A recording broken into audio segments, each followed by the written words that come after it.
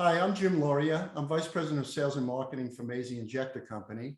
And I want to thank ARCSA and Heather Kincaid for inviting me to give this presentation on ozone for water treatment. So a little bit about ozone. Ozone is 3 oxygen atoms linked together. In nature, oxygen a molecule is 2 oxygen atoms. And the way to form this compound, ozone, is to break apart the oxygen molecule and recombine to have 3 oxygens. And sometimes people call ozone triatomic oxygen. Sounds kind of pretty powerful, and it is. So a little history on ozone. The father of ozone, Christian Friedrich Schonbein, he discovered it in 1839 when he was doing some electrolysis of water. And he was using some electrodes, and he created this molecule, and he called it ozone because it gave off a smell. And if you've ever been around an electric motor that's arcing or a lightning strike, you'll smell that pungent smell. And so he gave this compound the name ozone because of that smell. It was first used in a drinking water plant for sanitizing and disinfection in Nice, France, back in 1906. And so a little bit about ozone generation. Ozone gas is formed from oxygen gas via an electrical discharge. And the gas can either be air, it can be oxygen from liquid oxygen, it can be generated oxygen from an oxygen generator. And basically what you're doing is you're taking that oxygen, and as I said before, you're breaking it down and you're recombining it into 3 oxygen atoms to create ozone. So why use ozone for water treatment? As you can see here, it's one of the highest, has one of the highest oxidation potentials of any other product. Hydrogen peroxide, better than chlorine, chlorine dioxide, bromine. So there's a lot of reasons why ozone is a good oxidant in a lot of water treatment applications. And it's used in water treatment, drinking water, water reuse, bottled water, in ultra pure water applications. It's in food and beverage applications, in aquaculture, storage and transport of fresh fruits and vegetables. It's used in CIP for breweries and wineries. It's used in some healthcare settings, in laundry and decontamination, some dentistry applications. It's used in industrial treatment, mining, air handling, pulp and paper applications, aquariums, and in cooling towers. And then it's used quite extensively in spa and pools. And I'll talk a little bit more about that going forward. So the advantages it's used for is once it's present in water, ozone disinfects various microbes, Cryptosporidium, Giardia, a wide range of bacteria and viruses. And it also removes contaminants like cyanotoxins created from algal blooms, pharmaceutical contaminants, taste and odor compounds. And it's also used, it can be used to precipitate iron and manganese in a lot of water applications. So some of the advantages and disadvantages of using ozone, as I mentioned, it's the strongest commercial oxidant. But one of the disadvantages, it can create bromate in high bromide waters. And bromate is considered a disinfection byproduct. So you want to really control that use. It's a strong disinfectant, but it's relatively short half-life. So it has to be generated at the point of use. And the good news is the residual short-lived and converts to O2, so no harmful after effects. But because it's a short-lived, it doesn't last long in distribution systems. So you would use chlorine because chlorine sticks around. So in distribution systems, ozone isn't a really good choice because it doesn't do the job for long term. It adds no chemicals, as I said. It's generated on site. And during advanced oxidation processes, the hydroxyl free radicals can form. And I'll talk a little bit more about the advantages there. And one other advantage it has, it's very soluble in cold water. So you don't have to have a high temperature, and it can be used as a replacement in some applications where steam is required. So here's a photo of an ozone generator, a big project that we did in a water treatment plant for hydrogen sulfide removal. And this shows you the kind of the scale of a drinking water plant that's doing 3, 4, 5 million gallons per day. And it's also used, as I said, for organic color reduction. And you can remove taste and odor compounds oxidized through the addition of ozone. It breaks those long chain organic compounds to smaller ones and improves the color. And you can see these are various additions of ozone to improve the color of a water system. And then, as I mentioned, it can be combined with other treatment technologies. So for advanced oxidation processes, you can use ozone plus ultraviolet, or you can use ozone plus hydrogen peroxide to create a better way of removing some organic contaminants. And then also on the other side, ozone can be used with biologically active filtration, what we call BAF, where the ozone breaks down the long chain organic molecules into smaller, what you'd say, bite-sized pieces, so that the microorganisms that are living in the biologically active filtration have an easier time of digesting them and able to use those to break down these and destroy these organic contaminants. So I mentioned ozone for spas, and this kind of gives you the sense of the wide range of sizes that you can look at for using ozone. So I showed the large ozone generator for drinking water application. This one's a pretty small one for a hot tub, right? So a small ozone generator. You've got an ozone injector, Venturi injector. In this one case, it's a Mazy injector that actually pulls in the gas. And I'll talk a little bit about ways to disperse the gas into the water a little bit. Flash reactor to help mix it in. And so you can see that there's a wide variety of sizes for generating and dispersing ozone. And ozone is beginning to play a larger role in the agricultural market. And I want to talk about this because this has particular application for the rainwater market. So in vertical farms, in indoor growing applications, for applications like the leafy greens that are being grown indoors, tomatoes, strawberries, cannabis, ozone's starting to play a wider role. And the reason is because water delivers the nutrients and other inputs, and it's a major cost, managing every drop of water is critical in these applications.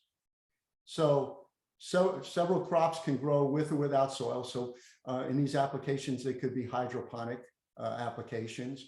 Nutrient-rich fertigation water is a breeding ground for plant pathogens and biofilm formation. I'll talk a lot about biofilm because that's a problematic. Biofilm can harbor the pathogens and plug filters and emitters in these different indoor growing facilities. Greenhouse and nursery operations are particularly susceptible to biofilm because you definitely don't want these to harbor any of the pathogens. And ozone can be added to water to prevent biofilm formation, remove plant pathogens, and add dissolved oxygen. As I mentioned, the good thing about ozone is it breaks down into oxygen, and that's good for the plants, the root growth. So speaking about rainwater systems in particular, the difference between the way chlorine and ozone work on a bacteria, the chlorine has to diffuse through the cell wall to inactivate the organism, where the ozone, as I showed before, is a strong oxidant, actually ruptures the cell wall to inactivate the microorganism. And this is one of the reasons why it works it's much more effective on protozoan like Cryptosporidium and Giardia than chlorine. So depending on the storage conditions, stormwater can potentially harbor the following pathogens. Again, Giardia, Crypto, Campylobacter, Legionella, which is particularly problematic, and rotavirus. And the problem with Legionella is if the stormwater is aerosolized by retention basins with water features where you've got a spray system, irrigation from captured stormwater, or non-potable uses of captured stormwater, the biofilm development can lead to Legionella exposure. And so again, speaking about biofilm, here's the way it works. And again, the biofilm in itself isn't necessarily problematic, but when it's harboring some of these pathogens, then it is problematic and it really needs to be dispersed. And, you know, again, to kind of beat home the point, biofilm can be found in rainwater storage tanks, drainage piping with stagnant water, and stormwater retention ponds. So here's a schematic of a rainwater storage tank system that's using ozone. You want to use filters before the system because, as I showed before, when you're looking at some of the water, the ozone breaks down organics, and you don't want the ozone to affect those organics in a system like this where you're trying to do sanitizing or disinfection. You want the ozone to actually act on those bacteria, on those protozoans. And so any of the particles that might interfere with that, you really want that filtered out. And here's a system I worked on with Spartan Environmental Technologies. And Tony Sacco, who's the principal at Spartan, he does a lot of ozone design systems. So you can see the ozone system, and there's a self-cleaning automatic filter that's used to make sure you're protecting against any of the particles that could interfere with the ozone working on the pathogens. And then we show a ultraviolet system there. Now, not every ozone system needs a UV system following it, but there's a couple of reasons why people do it. One is kind of a belt and suspenders approach, where you've got two systems that can effectively remove and inactivate pathogens. It could also be that you want to have an AOP system where you're having that combination to do a better job of breaking down pharmaceutical contaminants. And then on the other hand, you also sometimes, especially in the agricultural applications, you would really want to make sure that the ozone doesn't go downstream to interact with any of the nutrients or fertilizers because they're organic. And so you would use the UV to break down the ozone before it actually got down. The ozone does its job to do the sanitizing, and then you break it down with the UV to make sure that it's not interfering with any of the downstream processes. And this is another rainwater system, again, reinforcing the fact that you want to have filtration as a pre-treatment. It removes the excessive cloudiness and suspended solids that might hide the microorganisms. In this case, it's an Amiad self-cleaning filter. You could also use cartridge filters. There's a lot of different filtration mechanisms you can use depending on the size of the system. And this is another project I worked on a number of years ago, a rainwater system in the Bank of America building in New York City. And it's kind of a cautionary tale. So the system was working very well. It didn't have ozone. It had filtration and UV. The problem was that the rainwater capture was working well, but somebody had the idea to put in the sink water in the system. And the problem with that was the sink water contained biodegradable soap. And the biodegradable soap became a food source for bacteria. And the bacteria proliferated in the tanks, built up biofilm. And the problem was it created quite a stench, quite a stink in those buildings. So ozone could have been a good solution. And ultimately, they had to make some changes to the system. Again, kind of unintended consequences, but it's a cautionary tale about making sure that the design of the system can meet all the different aspects of the way you're capturing rainwater. So the ozone system supplier often works with the contractor to install the system. And again, the point is that you want to make sure you have a good ozone system supplier that's familiar with ozone, and you want to make sure you have a good contractor so they know how to control, to install the system. And give me a couple of people that might be a good group of people to be able to, oh, excuse me a second. I'm going to go back to that last one. I want to move this down here so you can see that. So these are several of the people that I've worked with that can design good ozone systems for smaller projects. Spartan Environmental, as I mentioned before, Claris Ozone, they're up in Canada. Oxidation Technologies out of Hull, Iowa, and then Clearwater Tech out of San Luis Obispo. So again, people that understand how ozone systems work and in a wide range of applications.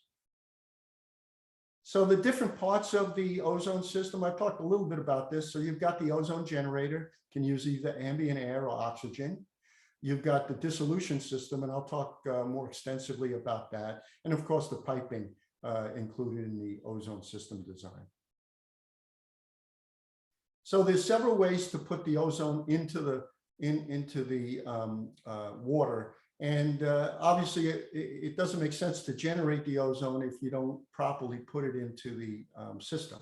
So there's fine bubble diffusion and there's side stream injection. And a fine bubble diffuser looks like this. This would be a big tank. And those discs can either be ceramic, plastic, they can be membranes. And the idea is that you bubble up the ozone through this column of water, and through time, contact time, you get the ozone to be dissolved into the water. So it takes quite a bit of depth and it takes some time. The other way to do it is through a Venturi injection system, and I'll show this animation. So there's an animation where you use this Venturi injector. The motive flow of the water creates a vacuum through this reduced orifice in the Venturi, and it pulls in the gas, and not only pulls in the gas with suction, but also mixes it. And as it flows through the system, now you go through what we call a flash reactor, and it intimately mixes in the ozone, so you get more of that gas dissolved into the water. And then it flows through, so only a small amount of ozone is undissolved left in the remaining water. And then it goes through what we call a degas separator. It's a centrifugal separator, and the water flows down, and because the gas is lighter, it goes up, and it flows through what we call an ozone destruct. Now, this is for more robust systems, bigger systems. For small systems like most rainwater systems, I would say, and spa and pools and hot tubs, you really don't need a destruct. There's not enough, the concentration of ozone really isn't enough to really worry about the amount of ozone that's generated. And so I showed the Venturi injector and how you get the ozone in. And then there's downstream processes like these, pipeline flash reactor or a basin nozzle manifold, that do secondary mixing. And I'll show some animations on those. So this is a pipeline flash reactor animation. You're basically pulling in a side stream with a pump, maybe about 10%. Same kind of action with the Venturi injector that creates the suction that pulls in the gas for primary mixing. And then you recombine that side stream, that 10% side stream that's concentrated with ozone, into the main flow. So you get a homogeneous mixture. And as you go downstream, more of that ozone is mixed again. You get shearing action through those nozzles that are in a side stream. And then for tanks, you can use a basin nozzle manifold gas injection system. And it's similar to what I just showed with the pipeline flash reactor. You've got a pump that's going to be pulling from the basin. And the pump can either be inside the basin as a sump pump, or it can be outside the basin. It doesn't really matter. Again, through the Venturi injector, mixing in intimately, primary mixing, pulling in the gas. And then as it comes around, those nozzles in the bottom of the basin shear the gas bubbles and not only dissolve more of the ozone in there, but also they mix. So you're getting a homogeneous solution in the tank. So the ozone, low maintenance, no moving parts, it's silent, and you get the efficient mixing. And nowadays, we're doing more and more work with computational fluid dynamic modeling. We've got several people on staff that can do these designs, so you can make sure that the system is actually working properly before you actually install it. It gives in-depth insight into flow patterns, mass transfer, and so it's an important aspect. And these are some of the CFD projects we've worked on, some wastewater reuse for ozonation, some other ones we've done in pipe and tank, drinking water, aeration of tanks using the CFD model. One thing I want to talk about is very important is safety issues around the use of ozone. So ozone can be, like I said, it's a very strong oxidant, and it works very well to remove and destroy organic contaminants, but that means it also can cause problems for lungs, and really have to be careful when you're talking about high concentrations of ozone. So it's important to know these issues. And the International Ozone Association does an excellent job on applications. They've got an excellent safety and training video on the use of ozone, on the use of oxygen. So if there's any interest on that, here's a link to that, to their website, that you can find some of this really important information. And then you can connect with me on LinkedIn or on Maisie, Lauria@maisie.net, and I'll be happy to direct you in any way I can. Thank you very much, and I'll be happy to take any questions.